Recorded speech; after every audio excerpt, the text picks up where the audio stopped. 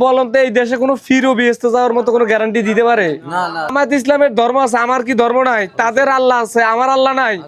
আমি কি আল্লাহরে আল্লাহ বলি না? আমি কি সৃষ্টিকর্তারে মানি না? আমরা কি রোজা নামাজ করি না? ওরা ধর্ম। আগামী 12 তারিখে জাতীয় সংসদ নির্বাচন, সবাই সবার কাছে যাবেন, এই যে আপনারাও করেন, সবার কাছে যাইবেন, বলবেন। আমরা তো গত 17 বছর মানুষের কাছে যাওয়ার সুযোগ হয় না। এখন পরিস্থিতি একটা স্থিতিশীল জায়গায় আসছে, সুষ্ঠু নির্বাচনের পরিবেশ হয়েছে। কি ঠিক করার কি আছে ভাই? হ্যাঁ, ইনশাআল্লাহ ধানের শীষ, ধানের শীষ। এই যে দর্শি হাত অন্য দলের নাম দিবসী যে ধরনের কথাবার্তা বুঝায় না আছে, এখানে অনেক বুঝাইতে আছে।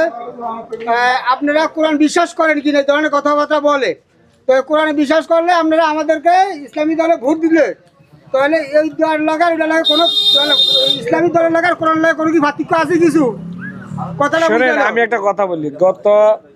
গত 2 দিন আগে জামাত সংবাদ সম্মেলন করে বলছে, তারা এতদিন বলছে না যে আমরা ইসলামিক রাষ্ট্র প্রতিষ্ঠা করব, এটা বলছে না? আবার অনেকেরও বলছে যে জামাতে ভোট দিলে বিএসতে যাবো।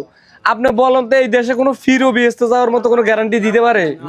এটা আল্লাহ যদি আমাদের উপরে দয়া করে, আল্লাহ যদি আমাদেরকে দয়া করে মাফ করে দেয় আমাদের গুনাহ, তারপরে যে আমরা চিন্তা করুন যে আসলে আল্লাহ কি করব। অনেকে ভোট দেওয়ার মাধ্যমে একটা লোক বিএসতে যাবে, এটা একবারে আজগুবি একটা কথা, এগুলো কেউ বিশ্বাস করবেন না। তারা গত কিছুদিন আগে ধর্মের ব্যবহার করে বলছে যে আমরা সরকার গঠন করলে ধর্মীয় আইন শাসন অনুযায়ী আমরা রাষ্ট্র পরিচালনা করব। অথচ গত 2 দিন আগে অন্যান্য ধর্মাবলম্বী মানুষদের সাথে মত বিনিময় শেষ করার পরে সংবাদ সম্মেলন করে বলল যে আমরা এই দেশে ইসলামিক রাষ্ট্র চাই না, আমরা এই দেশে ইসলামিক রাষ্ট্র চাই না। এটা তারা কিন্তু 2 দিন আগে সংবাদ সম্মেলন করে বলছে। অতএব তারা ধর্মের ব্যবহার করে রাজনীতি করে। রাজনীতির জায়গায়, ধর্মের জায়গায়।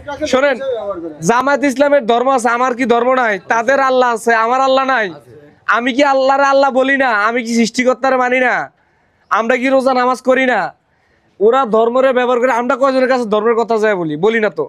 এগুলো দরকার না। আমরা এখানে আসছি রাজনীতি করতে, দেশের মানুষের সেবা করব, যতটুকু পারি। যারা রাজনীতি করে মানুষের প্রয়োজনে কাজ করব, তারাও করুক।